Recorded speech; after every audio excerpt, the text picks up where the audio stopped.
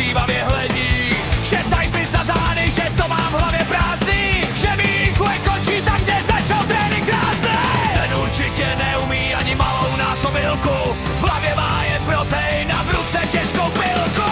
Svaly místo mozku, takhle nás prý vidí všichni tyhle chytráci a zástupy těch lidí. Že neumím číst a že neznám abecedu, přitom v expresu je všechny snadno utluču a sledu. Svaly místo mozku, no tak se klidně smějte, ale až ponesete nákup, tak je radši nevolejte.